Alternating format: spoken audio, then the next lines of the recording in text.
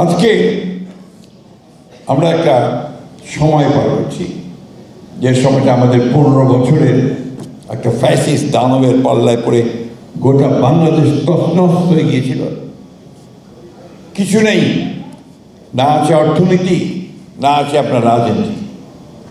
এখন এই 1 বছরের মধ্যে আমরা আমাদের যে অন্তর্বর্তী সরকার আছে তাকে সহযোগিতা দিয়ে আর সহযোগিতা করে আমরা একটা জায়গায় আসার চেষ্টা করছি, একটা নির্বাচন যেন করা যায়।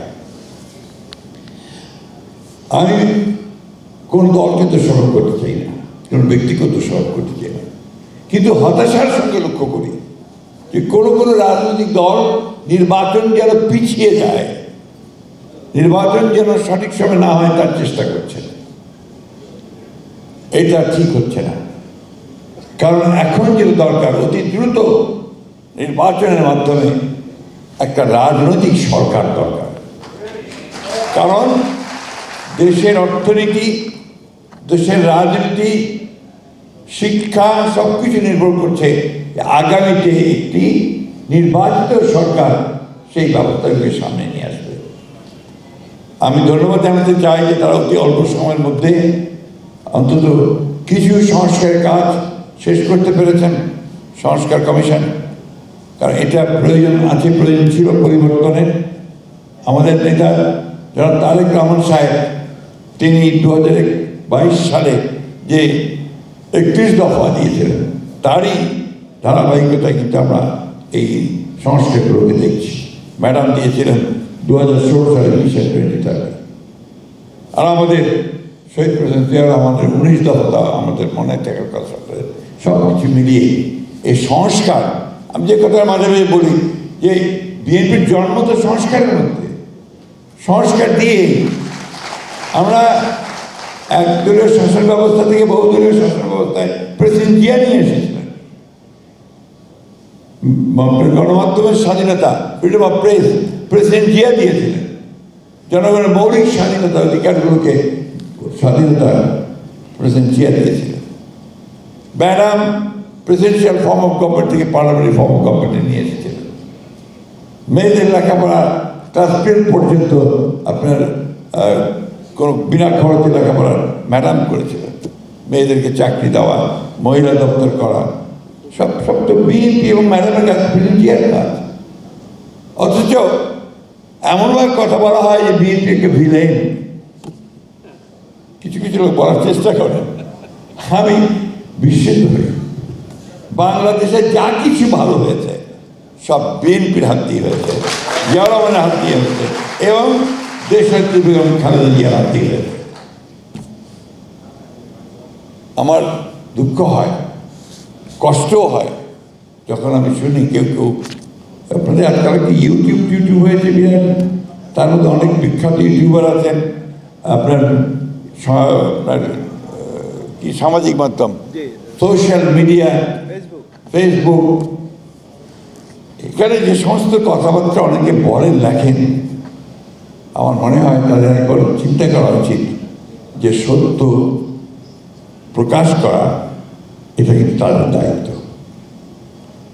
আমি একটা কথা বলে শেষ করতে চাই, প্রেসিডেন্ট জিয়ার নাম মুছে ফেলার চেষ্টা করেছিল আমাদের, যে আপনার মাজার পর্যন্ত তুলে নিয়ে যাবে, তার নাম গন্ধ থাকবে না, তাই করেছিল না চেষ্টা? পেরেছে নাকি? পারবে না, কারণ সত্যিকার অর্থেই যে ক্ষণজন্মা আল্লাহ যাকে পাঠিয়েছেন মানুষের কল্যাণের জন্য, তাকে কি এত সহজেই ছুঁড়ে ফেলা যায়? যায় না। এটা একটা অনেকে ভয় করেছিলেন কিউবার প্রেসিডেন্ট ক্যাস্ট্রো,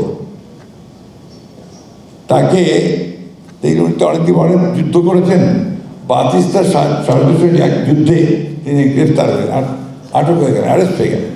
তার ট্রায়াল হলো, সেই ট্রায়ালে তার 12 বছর সাজা হলো। তো কাঠগড়ে দাঁড়িয়ে তিনি বলছেন, condemn me, doesn't matter, history will have got me. শহীদ প্রেসিডেন্ট জিয়া রহমানকে ইতিহাস ধারণ করেছে, তাকে কন্ডেম করলেও, শাসকেরা কন্ডেম করলেও কিছু যায় আসবে না।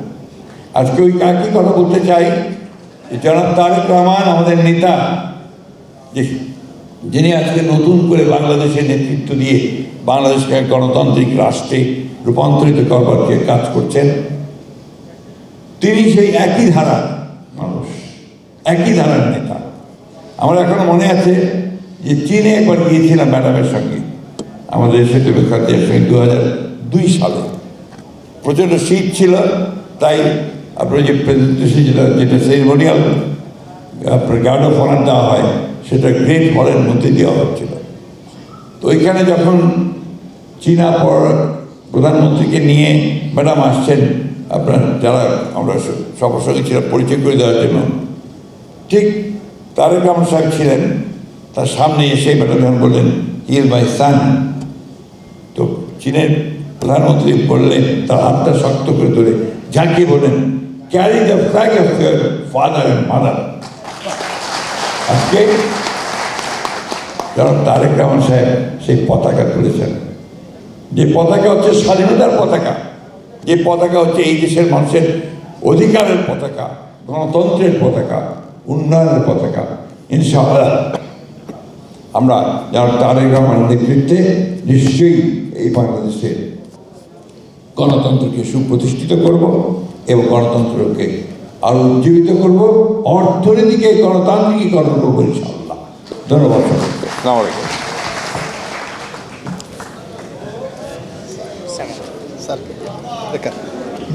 ধন্যবাদ জনাব আমাদের সুযোগ্য মহাসচিব জনাব মির্জা ফখরুল ইসলাম আলমগীর।